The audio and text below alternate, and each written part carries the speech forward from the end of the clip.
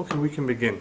We're holding in Kohelet, Perek Chet, Pasuk Hey. Just a quick introduction for those who may not have been here in the past shiurim, past classes. Kohelet has 12 chapters. It's smaller than Mishlei, another book that Salomon Melech wrote, in the number of perakim at least. And it's a little bit different than Mishlei. Mishlei contains many proverbs, parables, short ideas. Of course, it's all as a result of Salomon Melech's experience, and of course the chokhmah that he attained through the Torah, that which HaKadosh Baruch Hu endowed him with, and that, of course, he's able to share with us. Very important lessons for life. It never goes out of style. It was true back then, it is true today. Valuable lessons. If one would learn Shalom words and adopt them, of course, his life would be a different kind of a life. But it's not just lessons to be learned. There are a lot of explanations and clarifications that are given to us, especially in Kohelet. Clarifications about life, as to why certain things happen, what is the meaning behind certain events. Life can be very perplexing. There are many things that we don't understand. And because of our lack of understanding, we are in pain, we are distressed, we're disappointed.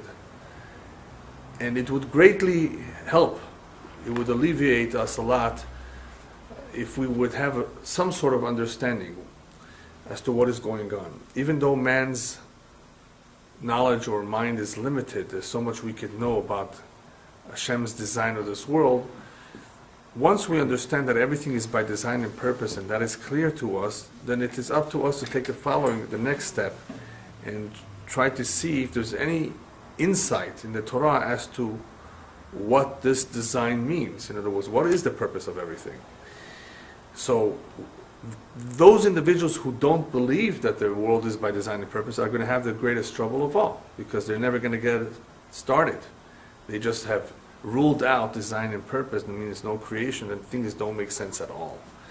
And they try to explain it in their own ways, in their own mind, but of course they are completely wrong. And if one is wrong and doesn't realize that he's wrong, he's always going to continue to live his life in the same way a blind person lives his life, not knowing where to go, not knowing what to do, right from wrong. Of course, he will be subjected to the rules or laws of the land, hopefully, if he lives in a normal country, but that does not necessarily mean that he will be happy. That does not necessarily mean that he will maximize his potential. It does not mean that he will come to the realization of how special life is, that it's a gift that we have received, and only by knowing how special it is do we know how to appreciate it and what to do with it. It's only so many years that we live here, and it's only so much time that is allotted to us, and it would greatly help if we knew ahead of time, early on, what is expected of us. What happens in the big picture is that people who are even knowledgeable about life, they've learned Torah, we all get carried away, we get distracted by many things that happen. We still have our instinct, we still have our own personal nature, and no matter how much we know, no matter how much we think we are observant or religious and so forth, we get carried away. We do sometimes things that are not proper, and it happens to the best of us. And we've covered that idea before, when Salomon Melech tells us there is no such a thing as a righteous person that never does something wrong, that never makes a mistake. So what we see from Kohelet as we go along is that Salomon Melech is talking about reality as it is. The good, the bad, and the ugly. Right? In other words, everything. He's telling us what life is all about as an observer. He observed all of this. And he's telling us that if we know this well, obviously we will have a lot to gain. Another important, perhaps, point to bring out at this time is that as we go through Kohelet, some of the words or some of the Pesukim may appear redundant. Redundant means that he repeats himself. Yes, it's true. Even in Mishlei, there are some concepts that are reviewed again and again. There are some that he elaborates on. And some of the Pesukim are actually difficult to understand. Without the commentary, we would be a little bit confused as to what he's trying to convey. What is he communicating to us? Especially that he's already said that before. Anytime he repeats something, it's obviously because it's very important. And anytime he repeats it, he's always going to add an additional detail. So it's not just a plain repetition. There's something else that he wants to say, and it may have to do with what he's just finished saying before. So tonight and next week, we're going to be covering a topic that we began discussing in the past, and he's going to shed more light on, and that is a topic of Madua Tzadik Vera Lo Rasha V'Tov Lo. Why is it that we see something that very, very much disturbs us? It disturbs a lot of people. It appears that there's no din v'no dayan, there's no justice, there's no judge. The evil doers are apparently getting away with it, and the righteous are not necessarily rewarded, not at least in this world, not immediately. Many of them are suffering and living very harsh lives. The good people are not necessarily having an easy time. And the bad people don't seem to suffer. They just seem to be doing well, prospering, as though nothing is going to ever happen to them. But human beings, as human beings, we're short-sighted. Short-sighted is different than nearsighted. Does anybody here know the difference between short-sighted and nearsighted? When you go to the doctor, you may need glasses, either because you're nearsighted or you're farsighted, or you may need bifocals, right? You don't hear the word short-sighted at the doctor, at the optometrist, because short-sighted has nothing to do with the ability to see from far or from near. It has to do with the lack of vision altogether. In other words, with the narrowness of vision, that he's not able to see or is not willing to see what there is to see. If he wanted to, he would be able to. If he allowed himself, if he just allowed himself to hear the criticism that his wife is giving him, or that the teacher is teaching him, if he only allowed himself, he would be able to see, but he doesn't want to. So he's short-sighted as a result of either his stubbornness, his resistance to want to learn, or simply he's never really tried it out, never really learned. Not because he doesn't want to, he just never did. So he's short-sighted because he doesn't see the whole picture. Put somebody very, very close to any painting, very, very close. Obviously, he won't be able to see all of it. You have to move back to see the whole thing. So same thing in Kohelet or in Mishlei or even in Shir HaShirim, which is another book Shlomo HaMelech wrote. It really expands our horizons, which is the opposite of being short-sighted. It expands our understanding of life, our understanding of the relationship between the Jewish nation and Hashem, and therefore our understanding of our mission. What are we supposed to be doing in life? And, very importantly, ech litmoded, how to get along with life, with all the elements in life. Elements, I mean people. Some people are very difficult to get along with. How are we supposed to get along with it? What do you do with somebody who's abusive? What do you do? How do you react to somebody who insults you? Right? What do you do if you're out of a job? What should be the right attitude? All kinds of situations. What should we do? How do we react? And there is a right way to react and a wrong way to react. And it's not always how we think or how we feel the right way to react. It's what the Torah says the right way to react is. How are we supposed to deal with loss, whether it's financial loss or the loss of a very dear person in our life? So without learning Musar, which is ethics, without learning Torah, without seeing examples of our forefathers of how they dealt with this, how are we going to ever know? And it's not easy. It's not easy. Tell somebody who just lost his job, everything's for the good. That's what we're told. Everything's for the good. How is it for the good? He has 8 kids to feed. He has no job. And everywhere he goes, they tell him he's overqualified. Have you heard that term? Overqualified. They want the young people. They don't want the older people anymore. You're overqualified. What is that supposed to mean? Doesn't God take care of everyone? I mean, that's what we were told. We say it in the prayer, that He takes care of all the little creatures, even the little creatures, the ants, right? The lice. He takes care. He feeds them. Why doesn't He take care of us? Doesn't He want to take it? Don't we mean anything to Him? Doesn't He care? Where is He? Right? These are many, many questions that people ask, and it's a shame if they remain ignorant and they don't pursue the answer. Right? As we pointed out in the past, that one of the greatest dangers to Jews is ignorance, basically. As we say in Haggadah of Pesach, there's one of the children is Eno Yodea Lishol. He doesn't even know how to ask a question. You have the Rasha, of course you have the wicked one, you have the Chacham, you have the Tam, the one who's simple. But Eno Yodea Lishol, that's dangerous. He doesn't even know that you're supposed to ask, that this is a question. And if he did, it would open his eyes. He would see that life is completely different. Imagine somebody who has a very, very poor vision. All of a sudden they put glasses on him. He says, wow, I didn't know that existed. Look at all the beautiful colors. Look at the details. So that's what this chokhmah does. I guarantee it. I assure you. If you learn Pirkei Avot, which is another very important area to learn, and in general, Gemara, Zohar, Midrash, as much as possible, once you learn what there is to learn, once we expose ourselves to all this chokhmah, it imbues us with such wisdom that it has to have an impact on our life. I mean, people can still have their Yetzer Hara resist all that they have learned. Yes, it is possible for someone to know and to still resist, right? Nevertheless, there's a better chance that he will have more control over himself.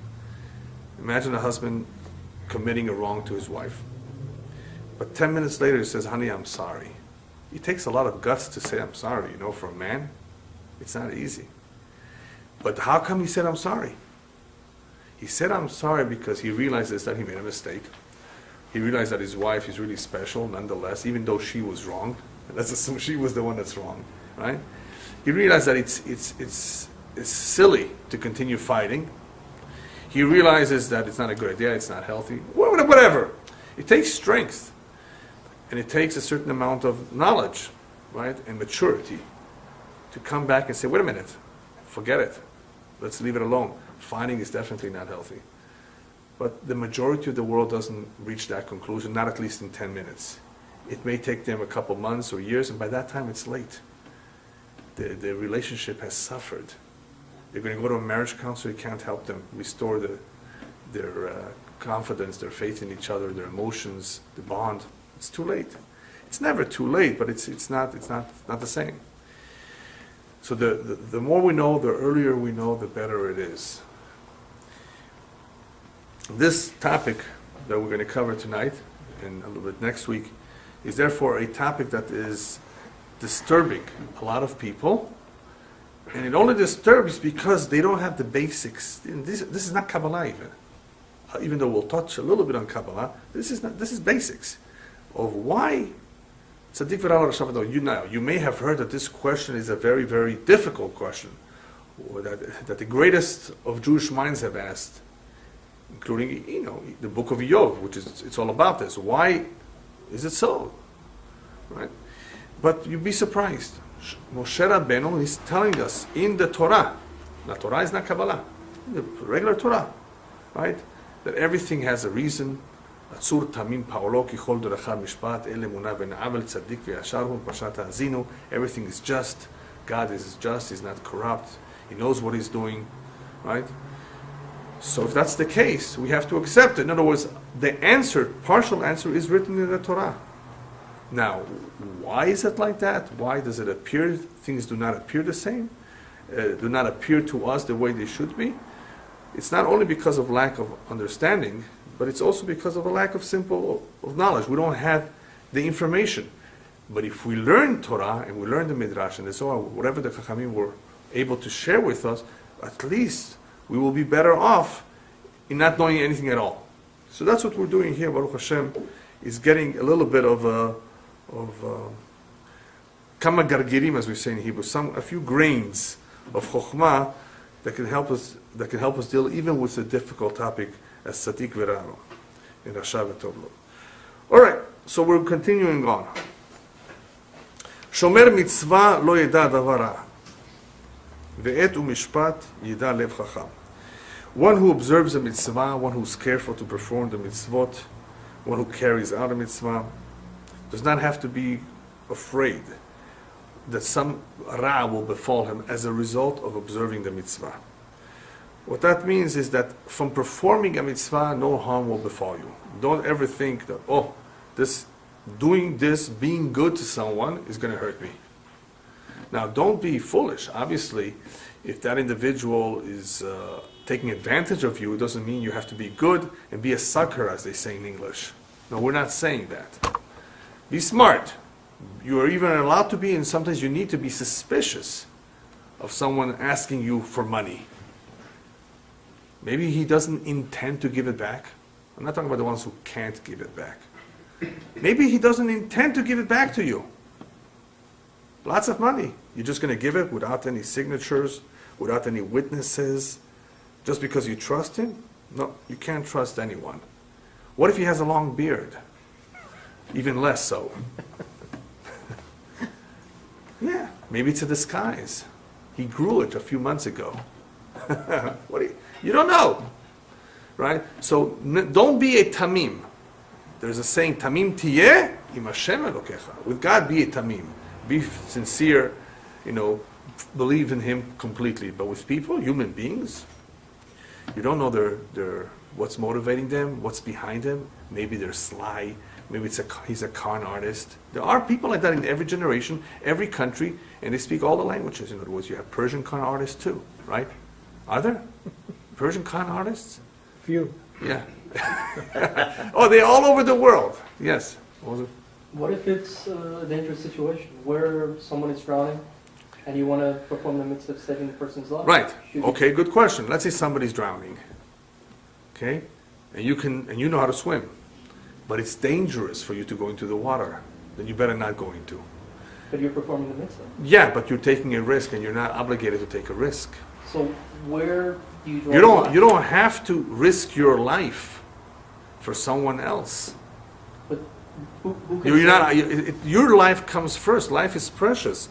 And therefore the rabbis tell us, don't cross a river where the currents are strong. How many kids, how many people have drowned in the LA River in all these streams of water trying to cross it when there was a tremendous rain? How many times are we warned by the news, don't go in these areas where there may be a Landslide. not only a landslide, a flash flood. Oh, it's okay, I'm going to have a good car. You don't take a chance wherever there's a potential for danger. You don't say, okay, I'm doing a mitzvah. No. You cannot do a mitzvah if it's a makom sakana, if it's a dangerous place, if the sakana is kvu'ah, if the potential there is great. There's a minefield. Well, it's okay, Hashem will protect me in the minefield. No, that's not true.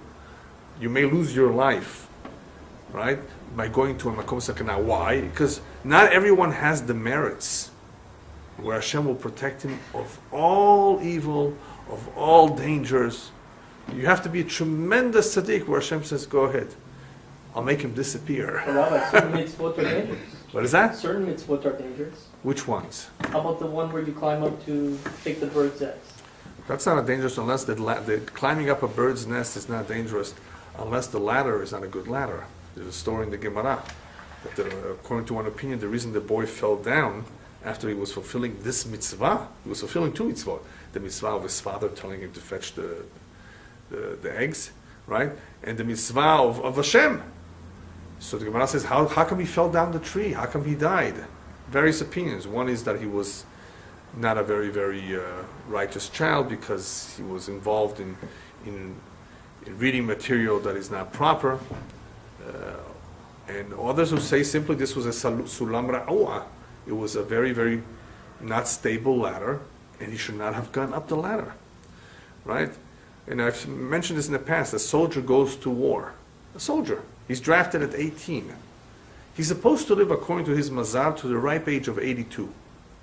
Supposed to. He's supposed to be a grandfather, have children, great-grandfather. But he was drafted, and it was the Yom Kippur War. And unfortunately, many kids lost their life, many young soldiers. Because war is tragic. Even though he was meant to live, had there been no war, he would have lived. But war is a makom sakana. Missiles, bullets, right? And all kinds of things, dangers. But you have no choice. When you go to war, you're drafted. So here you have a choice. You sometimes have a choice. You don't take a chance unless you know for sure that you can save him. You know that when somebody's drowning, it's very, very difficult to save him, even if you're a good swimmer. Why? He's going to drag you with him. Mm-hmm. If he's panicking, unless you're good at what you're doing, and you're calm, and you're strong, don't even attempt it. How many times have we heard in the news somebody went in to save the guy? The guy who went in died, and the guy who was drowning somehow miraculously got out. Haven't you heard of those stories too? Yeah. The guy went in to save. He got carried away by the current, rip current. You know, there's something called a rip current, and he didn't know how to deal with it. The other guy who didn't know how to swim well simply didn't do anything, and he was able to avoid the rip current, and the water put him back on the beach. Anyway, don't do anything that is risky. Never, never. There's no obligation to do it. On the contrary, you may be guilty of taking your life by jumping into a hazard. So here, when he tells us shomer mitzvah lo yeda davara, it means, generally speaking, when a person does a mitzvah, he does not have to fear that this mitzvah, this ordinary mitzvah, that is not dangerous, should somehow bring him bad luck, should somehow hurt him. Okay? Now let's say you're living during the time of the Romans, and they tell you don't put on tzitzit. Otherwise, we're gonna torture you. You're not obligated to put on tzitzit if you're going to be tortured. There's only 3 cardinal sins, negative commandments, that you have to be willing to give your life. But for everything else, if you're dying of hunger and you're in the Sahara Desert, and some nomad comes over to you and says, you know what, I have some camel's milk for you, it will keep you going. You can make yogurt out of it too. If that's the only thing to drink, you go ahead and drink it. Right? It's not one of those cardinal things. You have to give your life for it. Life is precious.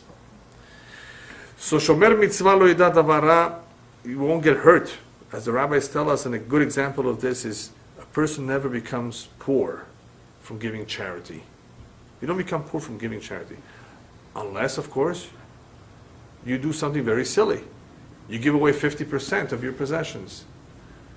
The rabbis tell us, don't do that. Give up to 20% to charity, up to 1/5, which is more than maaser, 10%. More than that, you don't want to give right now, because you don't know what the future holds. Maybe your mazal will go down, and you'll need the money yourself. Well, you're going to be a beggar? Be careful. Be careful. As nice as you may want to be and want to give, I want to give 50% to charity. Unless you have billions of dollars, and you have to be careful with money too, that you retain some of it for yourself. There have been a lot of fathers who've made the following mistake. They've given away their property, the inheritance, to their kids while they're alive. I had one come to my house who told me he made this mistake because his daughter and his son-in-law kicked him out of the house. He gave them the house while he was alive. He says, okay, it's yours, I'll put it under your name. They told him to leave. He wanted to live there until he passes. No. What are you going to do? What are you going to do now? Go take it to court. The court says you signed. You agreed. Don't be stupid, right? Be careful, right? All these things have happened, continue to happen, repeat themselves. En chadash tachat hashemesh. Shlomo Melech says there's nothing new under the sun. You had crooks in the past. You have crooks now. You had these people making mistakes in the past, making mistakes now. Over and over and over again. My favorite one is the one in Mishlei, where Shlomo Melech talks about how people make the silly mistake of co-signing. Co-signing, arvut. Shlomo Melech tells us in Mishlei, never be a co-signer unless you've made up your mind and you agree fully to lose the money in the event that that person does not pay. That you're prepared to absorb the loss. Otherwise, if you're not prepared to absorb the loss, Don't ever say he's going to return the money. Let's say he wants to return the money. Let's say he's not a rasha. He won't run away like some people do. He may die. Then what? You're stuck with the bill. So Shlomo Melech tells us many times in Mishnah, there's no mitzvah in the Torah for you to be a co-signer. Not even to your own father. Unless you're willing to absorb the loss. Say, whatever happens, happens. I'm willing to absorb. Then that's very nice of you. You're willing to help somebody, co-sign. You're willing to absorb. That's fine. But don't be in a situation where you're going to get a heart attack because you didn't expect that you would have to foot the bill now. Don't put yourself. As they say, Murphy's Law, if anything can go wrong, it will go wrong. Don't take a chance. Here, you have bad tires. And you have now to take a trip to Salt Lake City. That's a little bit of a ride, no? Are you going to go on that trip by car with bad tires? Not recommended by anyone. What could happen? You can get hurt. Your car can go kaput. You can put other people in danger too, not just yourself. It's not safe driving, long distance, especially long distance, where the tires heat up, right? And you go here a few blocks, you go shopping, maybe you can get away with it. But to go at high speed in the heat, long distance, don't want to do things like that. I'm going for a mitzvah. Don't take a chance. But it is true, a little bit of what you said, it is true, that the rabbis tell us, shlichei mitzvah enan nizokin. Shlichei mitzvah enan nizokin means those people who are on a mission to do a mitzvah, they won't get hurt. Unless, of course, there's some cheshbon from Shamayim. But usually you're on a mission, you're an ambulance driver, right? You're a shaliach mitzvah, to go deliver a woman who's about to give birth, to go save someone's life. And you're minding your own business. In other words, you're doing something normal, not risky, right? Hopefully, the mitzvah that you are performing in the midst of performing the mitzvah will protect you. Because the mitzvah has the power of protecting the one who is in the midst of performing it. The reason I say the midst is because it's not so clear that the mitzvah will protect one a week or two after he has finished performing the mitzvah. Rabbis tell us in conclusion of the Gemara that Torah, Magna U'Masla, the Torah has a greater power than mitzvot. A person who learns regularly Torah, even if he's now not learning, the Torah that he has been learning can protect him and save him from the Yetzer Hara. Two qualities, to protect from any calamity and to save him or spare him from the Yetzer Hara. Whereas a mitzvah has that koach, that strength, only at the time you're performing it. You let go of it, it may not be able to. Even though the Kabbalah says that the tzedakah lasts for 1 week.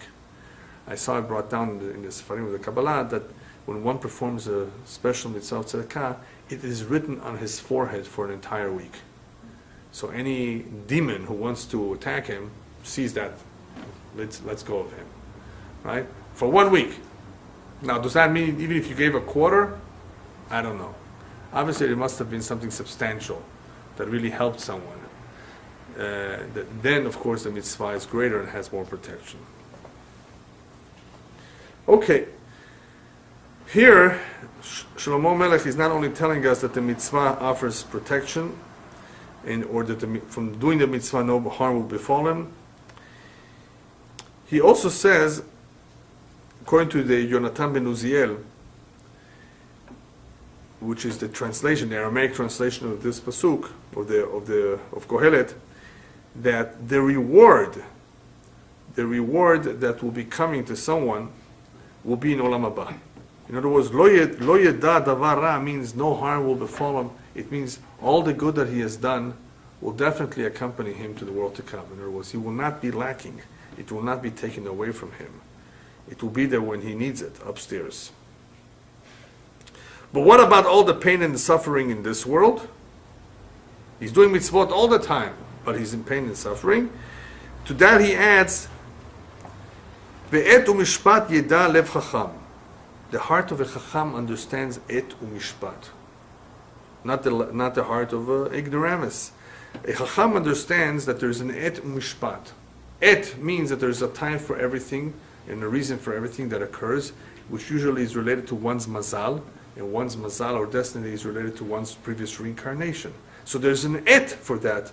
There's a reason for that, a purpose that is connected. There's a link to something in the past. And mishpat has to do usually with olam hazeh. In this world, we sometimes go through all kinds of situations where we are paying for something that we have done wrong. So Hashem sends us to the cleaners, right? To remove the stains.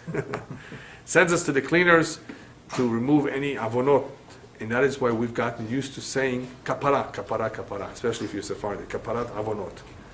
Yeah? And the kapara is an atonement. And it's true. Any time a person suffers, even if it's a small cut in this finger, you're making Israeli salad. You know what Israeli salad is? You cut it you dice it very, very thin. Right? It could happen. Oh! You think that's just random? No, that's also mishamayim. Maybe you yelled at your wife unnecessarily yesterday. Just for that alone. So you got cut. You feel her pain now. Right? Who knows? We don't know. We don't always know the reasons. But we do know that every little pain is mishamayim. You went out of your house to work in the morning. So you buy the car. Oh, forgot my keys. It happens. Forgot your wallet. Forgot something else. You have to run back into your house. That's pain. That's also mishamayim. Otherwise, why shouldn't you remember the first time to take everything just right, nice? You know, why not? The fact is, because Hashem wanted you to forget, because that was the proper kapara that you may have needed that morning. Right? Something else happens unexpected. Everything's mishamayim. So that's what it means by etu mishpat, as far as the struggles that we have in olam hazeh. Now, what's interesting about this pasuk is that this pasuk of Shomer Mitzvah also relates to the last pasuk, which we've covered last time, that sometimes there's a decree from Shamayim, a decree that is, this person's about to get very sick, about to get involved in an accident, some decree, terrible decree. And therefore, it's not going to be pleasant. But Hashem says this individual, he doesn't really deserve it 100%, because he's done many, many mitzvot. But there's a decree. The decree has to do with the attribute of justice, demanding justice. The better you are, the better the neshama, the more the attribute of justice tries to clean one in this world. Okay, better here than up there. So, but Hashem sometimes has a way of getting that remedy out of the way in a different way. And how does that happen? By sending this individual who ordinarily has done mitzvot an additional mitzvah during a difficult moment. Imagine you're eating dinner. You're tired. You had a long day and you're eating dinner. Baruch Hashem, finally you're home. And a poor man comes knocking on the door and asks for charity. You may easily tell your child, go tell him to come back tomorrow. After all, you're tired. What's the big deal? Let him come tomorrow. But maybe tomorrow he won't be around. Maybe tomorrow he's leaving town. Or who knows? You don't want to just push off a mitzvah, because you may lose the mitzvah. But here it's even more critical than just losing a mitzvah. This mitzvah may have been custom made for you, special delivery, express, FedEx, sending this poor man to your door, because chas v'shalom, the following day, an accident is supposed to happen in the freeway. Yeah, an accident, a messy accident is supposed to happen. And they sent this mitzvah to test you. If you do this mitzvah during this difficult, challenging moment, unusual, in other words, it's not easy to give, because it's a little bit effort, and you do it, that mitzvah will protect you from whatever was decreed, from whatever the gezerah was.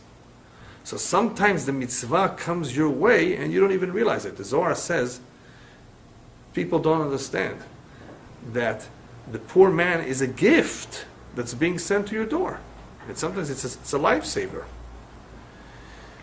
Rabbis even have a more powerful saying. Not only is it a lifesaver, any door that is not opened to the poor will unfortunately eventually be open to the doctors. What that means is that the money that you could have given to charity, what that was not given to charity, in the end you may have to use it as doctor bills. Root canals. But you may say, I never eat sweets, right? No sweets, and you take care of your teeth, and you still have to have a root canal. That's going to cost you several $100s, if not even more, depending if you have insurance or not. What for? Shamayim. The money that could have gone for something else is now going to go for that. So, we sometimes are not happy about it, but we don't realize that it's because of something that we did have control in the past, and we didn't make the right decision.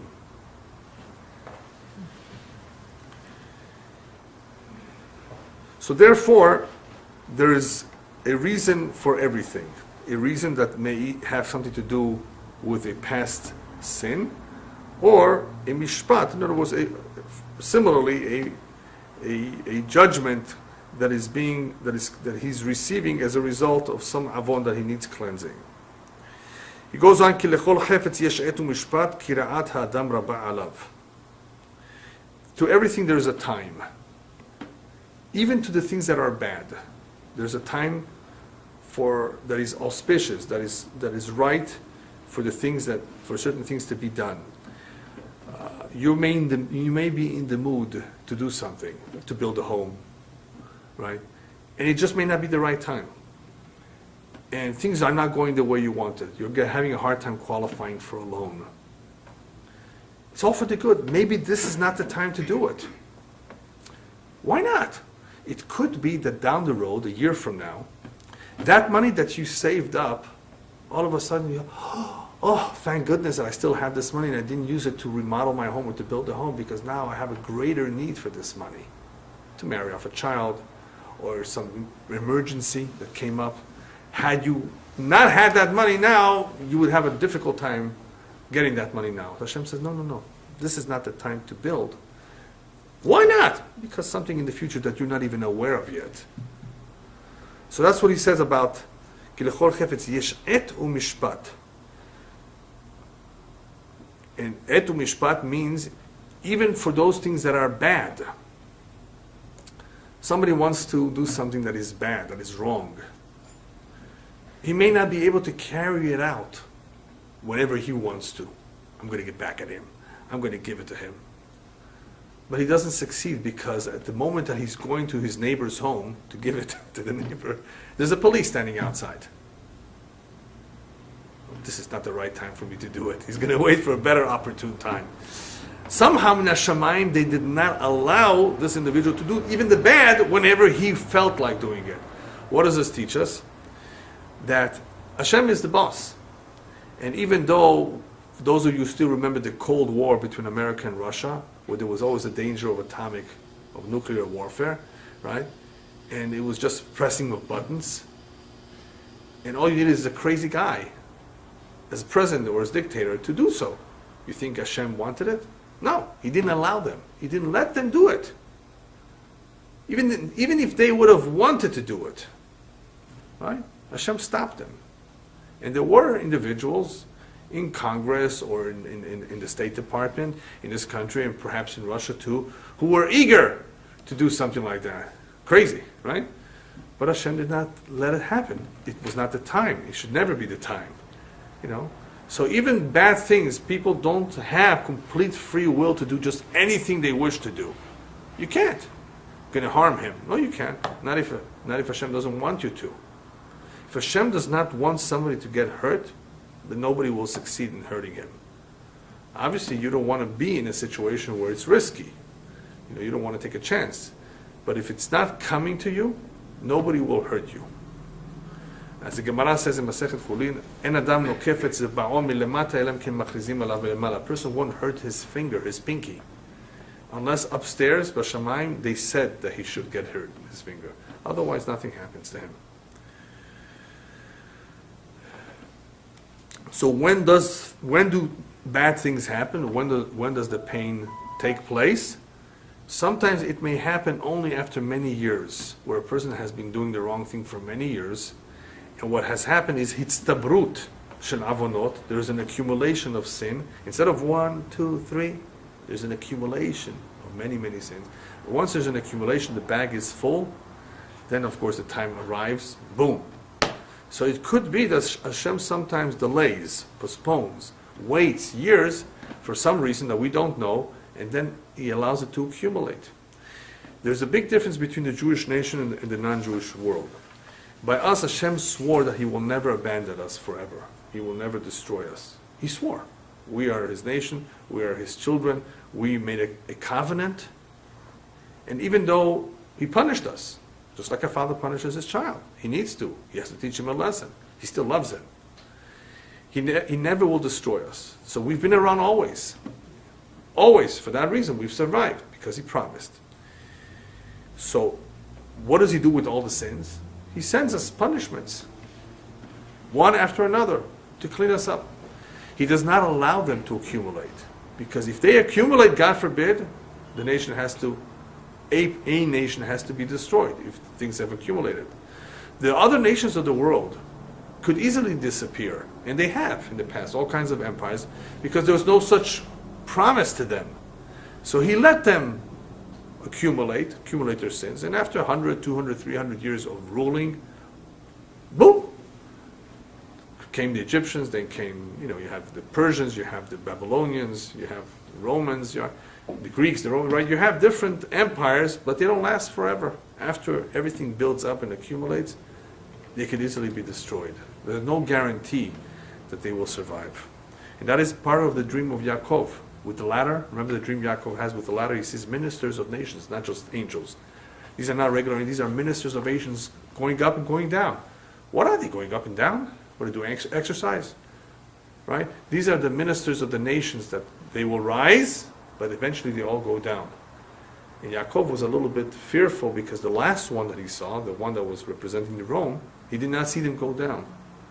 That's because they will last for a long time. Right? Ever since the Beit HaMikdash was destroyed almost 2,000 years ago, we still have a Roman Empire of sorts. Today it's scattered. It's split into various nations. You don't have just one central location. You have the United States, you have various countries in Europe that are part of this Roman Empire that has been divided up into various parts. But in the end, what's going to happen? What's happening to Greece now? It's going down. It's poor. And poverty is definitely part of the formula. Part of the formula of what's going to happen to many nations. And could be other things too. In the end, when things accumulate, it has to fall apart. Look what's happening in Thailand. It's floods. What is floods? Oh, they have monsoons. No. But why do they have monsoons? Oh, because of the winds. It's because that location, geographical location. No, there's not such a thing. Monsoons causes tremendous loss of life. It causes also tremendous loss to the economy. And things don't happen by chance. So we have a tradition that floods, water damage has to do with prostitution. One reason. It has to do with znut, which is very rampant in that area of the world. It also has to do with avodah zarah, idol worshiping, which is also there. So if a certain area is affected by major flooding, continuous especially, it could be because of those things that have accumulated. And the attribute of justice demands justice. And it demands it sometimes right away. And sometimes after it has accumulated over many years. But if it's accumulated over many years, it's completely destructive. Earthquakes, also, they happen for reasons. All right. Even though we see that Hashem is in control and that man cannot do anything he wants, the Christians have a different philosophy, and we don't agree with it. So even though I'm not teaching you about Christianity here, and I don't want to necessarily go into something completely different, this point I think is important to bring out because it is a very important chiluk, important difference between the way we see the world and they see the world. We say that God is in complete control. Even though we have free will, God is in complete control. What did we just say? He can even stop the Rasha, the evildoer, from doing that which is evil. He can stop him, right? Otherwise, they would have pressed the button. If Hashem wants to, He can stop the evildoer. There's an incredible story that I just read about a Lebanese soldier, Muslim, who converted to Judaism. And I can't tell you the whole story, it's a whole book. But when he was caught spying for Israel, he was placed, to be shot by 5 people, 5 soldiers, Hezbollah. Get ready, fire. Nothing comes out. Now, Muslims are superstitious. Oh, look, 5 guys, all jammed. So the commander, who was very upset, tells them, okay, shoot in the air. They shoot in the air, and the bullet comes out. Okay, ready? Let's try again now. Bullet came out. Ready, fire. Jammed. Now they were very stupefied. Now they were really scared. So everybody was telling the commander, let's just do it tomorrow. No, we don't want to do it. If we do it 3 times, it happens the same thing. Who knows what will happen? They didn't want to go against God if this is God's will. So the commander agreed for tomorrow. Meanwhile, they put him away. Of course, they tied him up, and somebody did him a favor and undid his ropes, and he was able to run away. The reason I just shared with you this part of his story is because this is an incredible story. I mean, these things have happened in the past, but for 5, their guns to jam twice. It was obviously clearly Siman min hashamayim that Hashem did not allow them to hurt this guy, more than the little bit of pain that he went through interrogation and torture or whatever. More than that, he didn't allow it. This happens. Hashem does not allow, it won't happen. But Hashem has to intercede because a human being has free will. An animal doesn't have free will. If an animal bites, stings, or anything like that, Hashem sent him. He's a pure messenger from Shamayim. Except, of course, if it's a rattlesnake and you're teasing it. Well, if you tease a rattlesnake, you may get hurt, right? But if you don't ask for trouble, you can be thrown into a lion's den. And if you're a good man and the lion is hungry, he won't touch you, because Hashem doesn't let him. Man is not the diet of animals. The human being is not the diet of animals. Animals have fear for the human being, unless that human being has lost the image of Hashem.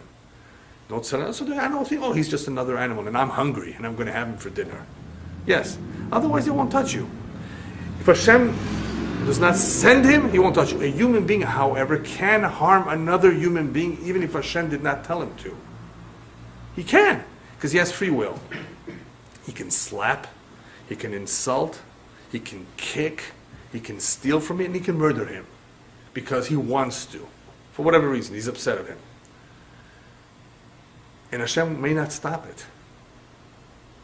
Hashem may not stop it because this is a human being. In order to stop a human being who has free will, you need merits. You need protection. Don't, therefore, go to a dangerous place where you can be attacked by human beings. Don't go to a place where you can be attacked by animals either. Right? But especially where human beings can hurt you. Because if we don't have the merits, there's no defense. For a human being, it's harder to be saved from a human being. But it is possible for Hashem to jam his gun. Don't ask him, is your gun jammed? Right? Right? Obviously, if somebody wants to take away your car, give him the car. Don't take a chance. His gun is going to be jammed. No, who says you're going to have that kind of a miracle? But if Hashem wants to, he can stop him. The Christians, however, say no. Listen to this, as far as I remember. The Christians claim that if the evil is being perpetrated in the world, it could be against God's wishes because the devil has free reign. They claim the devil has free reign against God's wishes. That's completely foreign and unacceptable in Judaism, that anybody has any free reign against God's wishes. If God does not wish it to happen, it's not going to happen. If something happens, it's because he allows it to happen. Now, he may not approve of it, he may not like it. Hashem doesn't like murder. But he doesn't get involved. He just stays out. But if he did not want it, he would stop it. And they claim, that's how I understood, no, there's something called the devil. And the devil has free reign. There's no independent reign other than God. Nobody has any rights to do anything without Hashem's permission. No. There's evil, it's all the devil. Oh, the devil doing it against God's wishes. No, there's no such a thing as working independent of God. The devil, the Yetzer Hara, the Malach HaMavet, the angel of death, these are all working for Hashem. They're not independent. They don't just can't do whatever they want. The human being cannot do whatever he wants. Even though he's sometimes allowed to do it, but if Hashem doesn't want, he will jam his gun because he doesn't want it. So that's a very important idea in understanding Hashgacha, Hashem's intervention in this world. The next pasuk. So he says, "Ki lechol chefetz yesh et u'mishpat ki ra'at ha'adam rabba alav." So the meaning of that pasuk was when ra'at ha'adam, when things accumulate, when the bad accumulates, that sometimes calls for a mishpat. Ki eneno yodea ma sheyeh, ki kasher yeh mi yagid lo. But man is the one who's in pain. He's the one that is disappointed. He's the one that's not understanding what's going on, because nobody's around to tell him what the future holds. How's one supposed to know the future? Unless some gypsy read his hand or something, yeah. And even then, she would not tell him all the details. Right? There's very little a person can do about the future, about that which he has no knowledge of. Right? And therefore, when people all of a sudden are faced with something that they didn't expect, they're disappointed, they're hurt, they're in pain. And that's because they don't understand. Nobody told them, and they don't understand. Why is this coming to them? Terrible things can sometimes happen, terrible tragedies that we totally unexpected. May we never know of them. Chaz v'shalom. There's all kinds of sad stories that I don't even want to give examples. It pains the heart so much to hear about people who've just have lost somebody so dear to them unexpectedly. They weren't even sick, right? Oh, out of the blue, young. It's hard because nobody told them in advance. 10 years from now, this is going to happen. And the reason for that is because it's a previous reincarnation. So you're going to have this individual in your life for so many years only. It would help to know. But you know what? Sometimes it's better not to know. Because if you know the future and you don't know how to deal with it, you're going to be miserable for the next 10, 20 years until that thing happens. So Hashem holds it back from you, doesn't tell you. Why should people know the day of death? Right? Rabbis tell us that's one of the things that Hashem holds back. I don't want you to know. And it's for various reasons. So a person should continuously do teshuvah. He doesn't know. He may leave tomorrow in a few minutes. There's various reasons, but also it's the feeling, the knowledge. Certain things is better not to know them. So here he's not telling us that it's better not to know. He just says that there's no way for that person to know. What he could have known, however, is that these things are related to some past sin, perhaps, and that nobody explained to him. Next, very important concept, En Adam Shalit Baruach Lichlo et Haruach Ve'en Shilton B'Yom HaMavet. A person cannot control the spirit, his neshama. He cannot stop it from leaving him at the day of death. There's no reign, shilton, during the day of death. What does that mean? It means that when the time comes, the Malach HaMavet arrives, the angel of death, to take one, you cannot tell him, can you come back in a couple hours from now? I have some business to finish. I'm meeting for lunch someone. Come back. The angel of death is not coming back 2 hours later. He has a set time, and when he comes, it's time to go. Time to go. Time to go means that you cannot tell him, come back later. En Adam Shalit Baruach Lichlo et Haruach. You cannot stop the Ruach from leaving. Ve'en Shilton B'Yom HaMavet means that you cannot control it. Even if you're the king and you have Shilton, you have reign, you cannot control it. You cannot even help someone else, even if you're a big shot. B'Yom HaMavet, there's no control. This is also significant for a completely different reason. Let's say somebody's on his deathbed and he's tied to tubes. We have no right to accelerate death. to bring it about through our actions. That has to happen naturally. Death is mishamayim. We cannot disconnect him if he's on life support already.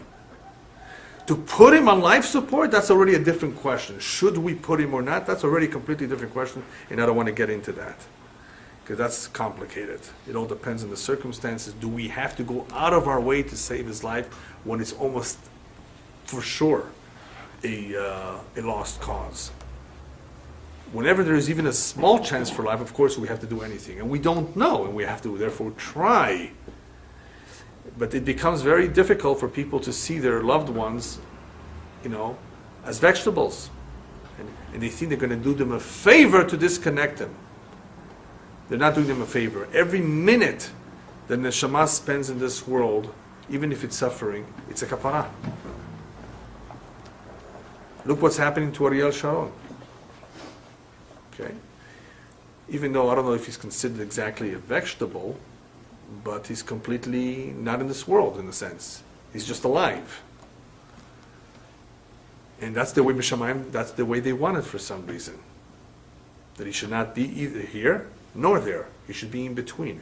Because that state is an in-between state of not being here fully and not being there. Why? Hashem knows. We cannot do anything to bring it faster. Otherwise, we're killing him. There was a story of a father that came in a dream to his son. Why did you disconnect me? It was good for me to suffer a few more days, a few more weeks. Why did you disconnect me? I can't get that pain and suffering upstairs anymore, the same kind that will atone for my sins. But the son doesn't know anything about atonement. He's ignorant. He never learned that every pain is an atonement. He thought he was doing his dad a favor. Ve'en mishlachat b'milchama. The pasuk says, and there's no mishlachat. Mishlachat means there's no way that you can save yourself at war by just using weapons and ammunition. It depends on God if He wants you to be saved or not. Those of you who are from Israel and remember the Kav Bar Lev, right? You remember the big barrier that they put up at the Yom Kippur War. It didn't help them. They were ready for this tremendous line of defense that was going to hopefully help them. It didn't at all, not one bit. So in other words, if it's meant for the decree to take someone's life at war, there's no way to get away from it. Not through weapons, not through any way. Hashem is the one, Hashem ish milchama. He's the one that conducts war. Neither can a person escape all the resha, the evil that he has done. It will one day it will catch up with him. You cannot run away from that which is coming.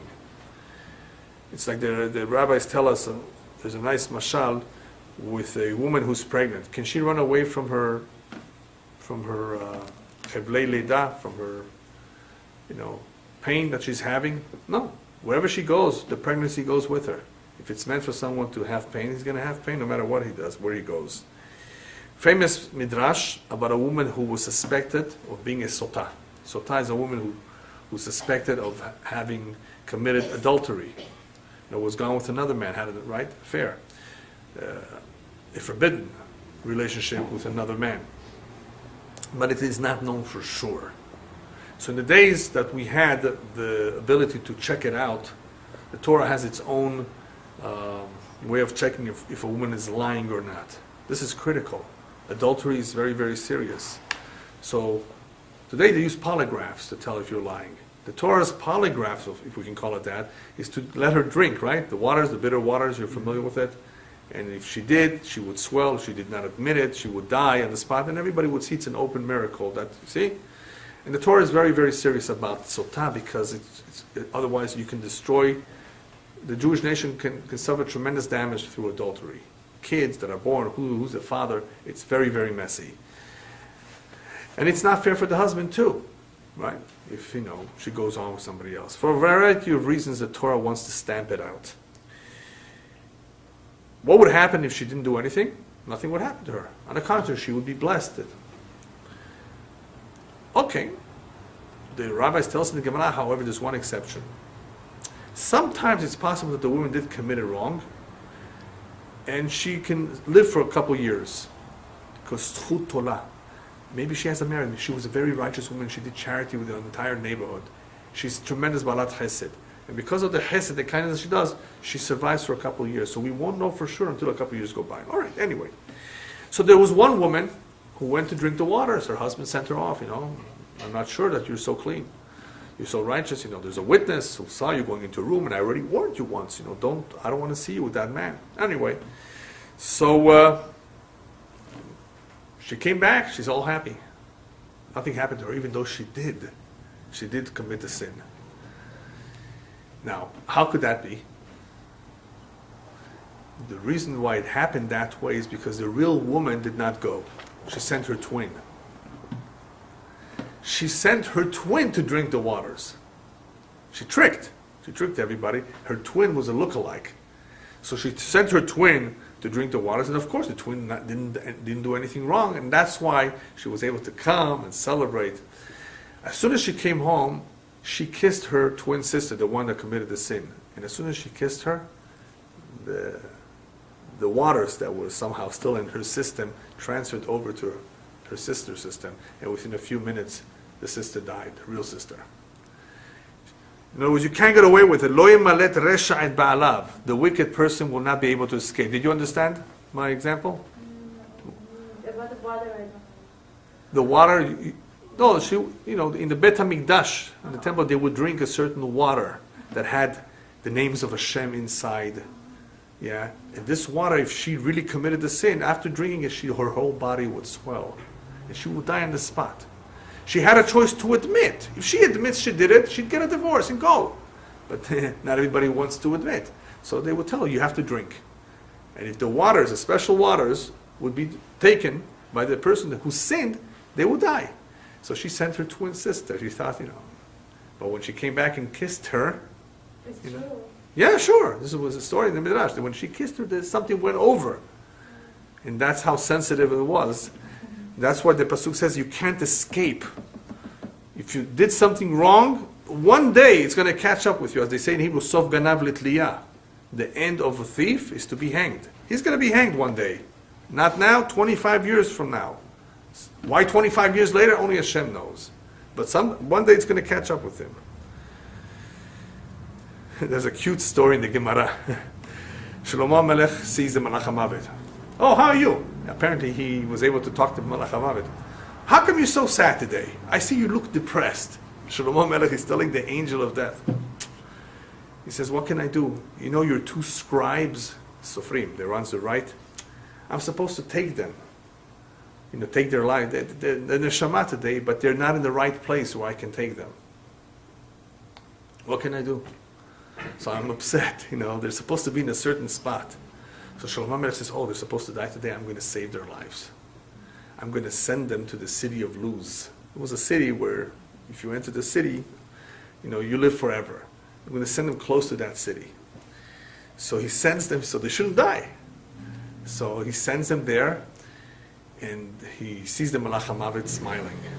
He says, what are you smiling now all about? He says, because you sent them to the exact spot where I'm supposed to take them.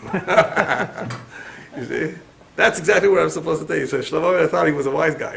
I'm going to say what it said. That's exactly where I'm supposed to take them. So you sent them to the spot. So in other words, you can't escape it. You can't. Even if you go to the moon, it's not going to help. If it's meant to be, it's going to happen. All right. את כל זה ראיתי ונתון אל ליבי לכל מעשה שנעשה תחת השמש עת אשר שלט האדם באדם לרעה לו. I've seen all of this. I've observed all of these things. And I've noticed אשר שלט האדם באדם לרעה לו, that sometimes people somehow are able to hurt others. And what did I see from this? That even though these people were given permission to hurt others, nevertheless, Hashem punishes them at the end.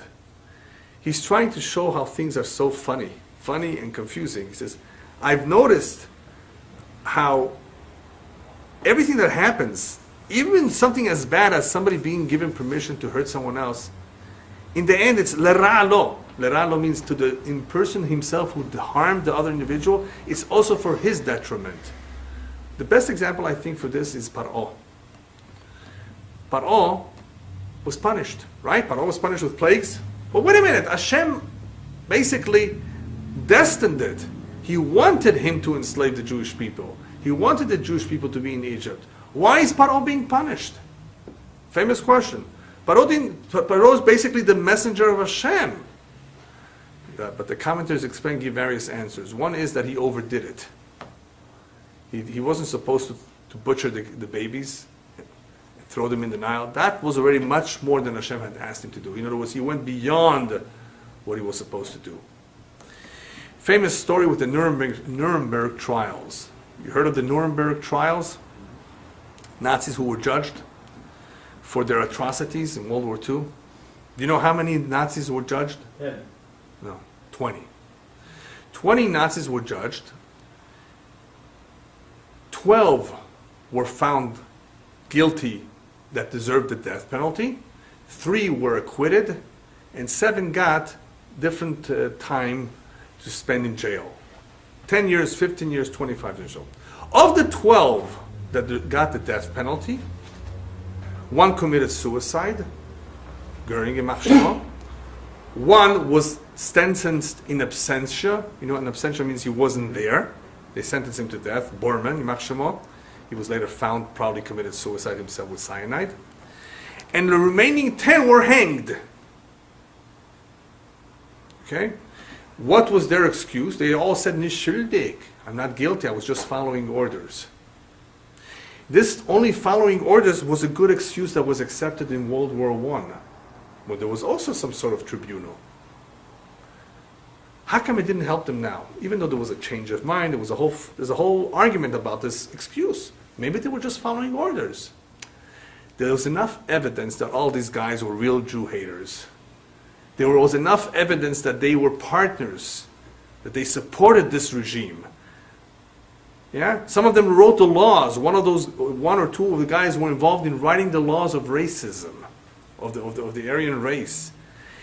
Each one of them somehow showed through his actions that he believed in this. He couldn't just say following orders.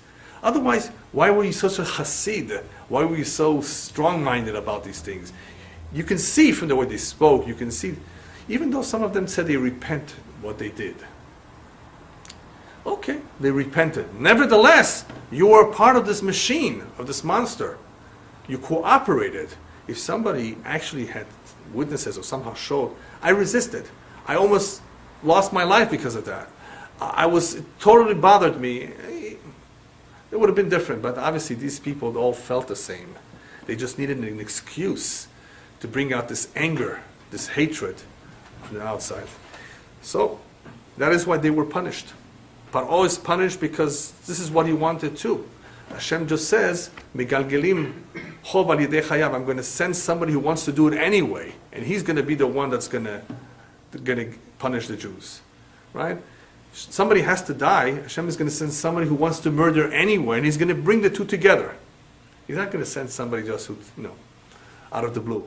He just brings them to one hotel, brings them to one location where they can two face each other, and then unfortunately, whatever is supposed to happen happens. So the individual who did it was going to do it anyway. Or, as the other explanation was, he overdid it. He did more than what he was supposed to. So that's the idea over here. That's the meaning of these words, that in the end, the Rasha himself, Leralo, Hashem is doing this to him because Hashem eventually will demand it of him. Hashem is going to punish him for this. All right. Let's go on just a few more pesukim here.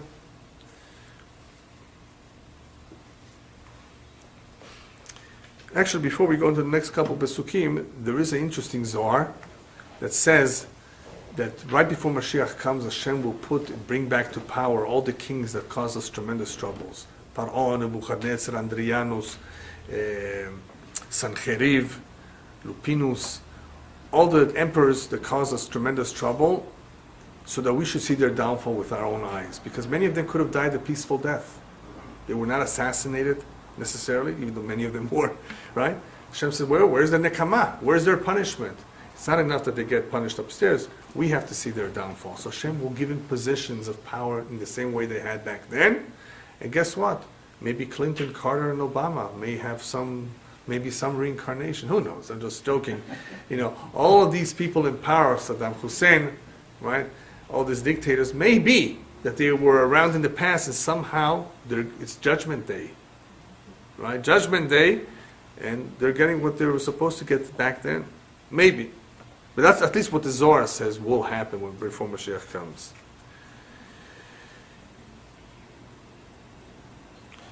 All right.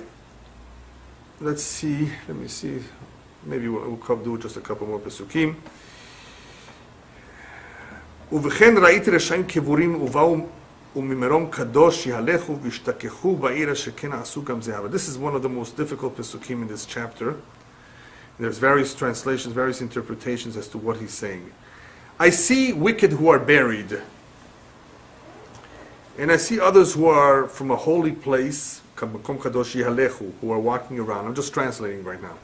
Vishtakechu ba'ir, and they are either forgotten or to be found, depending how you interpret it, in the city. Asher ken asu, for this is what they did, all this is vain. If you read this pasuk, you're going to have a hard time understanding it, and you have to look at the commentaries. One pirush is as follows. He sees Reshaim that are buried. Some Reshaim died. Nothing has happened to them. They just died a regular natural death. Or there are Reshaim that were killed. Either way, they're buried. And then there are others Ishtakechu ba'ir, who are still around, sheken asu. Why are some killed and some are not? We're talking about the wicked. So this is an additional question that we may observe and we may be confused. How come this is significant when it comes to Nazi hunting? There's Nazi hunting going around. How come some were caught and some were not? You know that? They ran to Argentina. Eichmann was caught and was hanged. What about everybody else? How come some died in their bed? That's one of the things he's talking about. I saw some that are buried, some that were killed, some that were caught. And some, ishtakechu ba'ir, asher ken asu, they did the exact same thing. We don't know. In other words, there's a reason for it, but we don't know. Another explanation is, according to Yonatan ben Uziel, there are some Reshaim that b'makom kadosh yalechu, that they even were walking around the Bet HaMikdash. They destroyed it. And they went back to their cities, vishtakechu or ishtabechu. In other words, they were proud of what they did. How come Hashem allowed them to do something like that? To destroy His own temple? He says, in the end, the rabbis tell us, ishtakechu, that they will be forgotten. In other words, in the end, all their deed will completely, in other words, these individuals will be completely gone. In other words, gone not only from this world, their memories, but also from Olam Haba. So that's an additional explanation as to, even though we may not have seen their end, their demise, eventually they will be forgotten.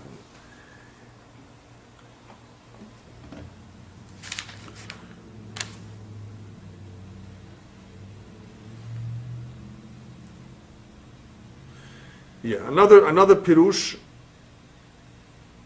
is that there are Reshaim that simply have committed their crimes. Vishtakechu means that they appear to have been forgotten. Nobody has done anything to them. And therefore, in Din Vin Dayan, we may think that there's no judge. Gamzeh Havel, in other words, all of this is part of the trick. I call it trick, even though it's Hevel. Hevel means vain, is that there's a lot of disinformation going on. If things were very obvious and clear, it would limit our free will. So sometimes Hashem makes it very, very vague. What's going on? How come this yes, this not? What's going? Why aren't they? I didn't pay for their crimes. Gam ze havel. The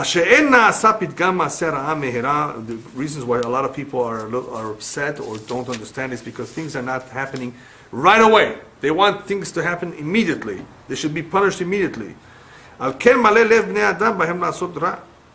Therefore, other people think it's okay to do bad, to do evil, because these people got away with it. So that's what bothers a lot of people, Shlomo Melech says, is because people want immediate retribution and they don't see it. There are some who sin and live for 100 years. And Hashem is giving him long life. Because I know that some good will come out of it for those who are God-fearing. What good will come out to those who are God-fearing from those who live long? One explanation for this is if the guys who did bad live long, could you imagine what the reward will be for those who did good? I can learn from the bad how much the reward will be for the good. If the bad person, for some reason, he has some merit, has lived for 100 years, he smoked cigars, 2 packs a day, and he lived, there are people like that, and they had a long life. Oh, it's good genes. It's not necessarily good genes. It could be some merit that he had when he was a young man. He saved somebody's life. He was a lifeguard. We don't know that. He's 100 years old now. You don't remember what he was like when he was 22 years old. See? It could be just for that alone, Hashem gave him 100 years. Later on, he's not going to get nothing. But Hashem is paying it off here. That could be one reason. We can learn from that. If Hashem is so good to those people who were wrong, who were bad, the more so he's going to be with the good people. The more so they're going to be rewarded. And of course, it's to allow for free will too. So there's something good coming out of this. Otherwise, if we do good, because it's obvious that that's the right thing to do, we're not going to get rewarded for it. But when we see that the bad people are doing bad and they're getting good life, and we still do good, then our reward is even greater because that's complete free will. In other words, we're tempted. Smuggle a couple drugs across the border. You're going to be rich. It's very tempting. Other people have done it. Look at them. They have homes. And, all you need is to get caught once. Right? It's tempting. So when we see the bad, the wicked succeeding, and we still do the right thing, then the reward is even greater. Another reason why Hashem, by the way, may want the Rasha to live longer is because he will eventually do teshuvah. Hashem knows this. We don't know this. Hashem says he eventually will be okay. Or, as we've explained in the past, it could be because his children and his wife don't deserve that he should be in pain. They're good. The kids are good. The wife is good. Why should she become a widow? Why should they become orphans just because their dad is wrong? Hashem says, for them alone, I will keep him alive. I'm going to get to him later, when he's 75 or whenever. Now I'm going to leave him alone because the kids or the wife don't deserve it. You see, here's another dimension of why Hashem may allow a Rasha Gamur. He's so bad. He's stingy. He's whatever you want to call him. Everything. But his wife and kids don't deserve it. So therefore Hashem sometimes leaves them alone for that reason alone.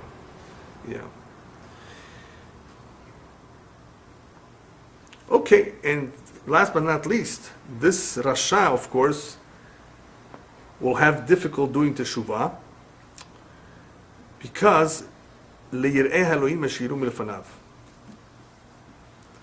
I'm sorry. The next pasuk. V'tov lo yeh la'rasha v'lo yarich yamim katzela she'enenu yareh milifnei Elohim. In other words, he will not live long. Not live long necessarily in the world to come, even though he may live long in this world. His life will only be like a shadow. Why will he lose the olam haba? Only because he's not a God-fearing person. Shlomo Melech chooses, this is my opinion, to use the word not being a God-fearing person. He didn't use the word for not being good, for not being a tzaddik, for not being a God-fearing person, because what prevents a lot of people from doing teshuvah is simply because they're not God-fearing. They don't believe. If they would believe, they would be remorseful. They would feel bad. Somehow, at some point, their neshama would get to them. And people do. When they're later, in the later years, they'll see that their karma is coming up. But you have to believe. If you don't have the minimum belief of Yirat Elokim, then it's not going to happen. It will be very, very difficult to do teshuvah. That's why he ends over here with this pasuk. That Tov lo yeh la'rasha v'lo yarich yamim katzela she'enenu yareh milifnei Elohim. In other words, he may not live a long life in this world too. It may happen quickly. Sometimes a person is taken from this world before his time because Hashem doesn't want him to deteriorate even more. That's another reason. Hashem therefore may take him early on, 30, 40. And another person he may give a long life. We don't know the reasons for it. But what did we do till now? I gave you various ideas of why sometimes things are tied to a previous life, sometimes things are tied to the rest of the family, sometimes it's because of a merit that he did when he was younger. And Hashem gives him an extension because Hashem knows that eventually he can come around. But coming around will only happen if he's Yireh Elokim. Yireh Elokim, if a person is God-fearing, then one day we can hope that B'ezrat Hashem he'll do teshuvah. If he's not Yireh Elokim, he doesn't want to know anything, he never comes to a class, never opens up a book, doesn't want to have anything to do with it. You've heard the English term, he's a lost case. I don't like to use it. I don't like to believe that any Jew is a lost case. Every Jew is a jewel, a diamond that needs to be polished, and hopefully the spark will come back to him. But sometimes the spark is extinguished completely, and that's a shame. It's very, very difficult, and I don't want to get into that right now as to what extinguishes a spark, but maybe another time. There are people whose spark is so extinguished it's very, very hard. So even though we have hope for everyone, the hope is diminished if he never is willing to help himself. If you're willing to help yourself, then Hashem will do the rest. He will get you to the right people, you will meet the right people, you'll go to the right class, you'll hear the right lecture, and everything will be b'ashgacha because you want help. But if a person is not Yerei Elokim, then what are his chances? His chances are much smaller that he will come out of it. Anyway, this is the importance of learning Torah. This is the importance of continuous, regular learning, not once a year. Regular, because it gives us a strength, it gives us a direction, and hopefully it will remind us if we're wrong. It will criticize us. Because if we don't accept criticism from others, how are we going to ever learn? The book is staring at us. The book is speaking to us. The words are speaking to us. And if we're sincere, then we're going to pay attention and we're going to admit that we've been wrong. And that's the first step of doing teshuvah, is to be remorseful, to admit the wrong. And B'ezrat Hashem, that will give us the strength to continue to improve our deeds. B'ezrat Hashem. Thank you. Bravo.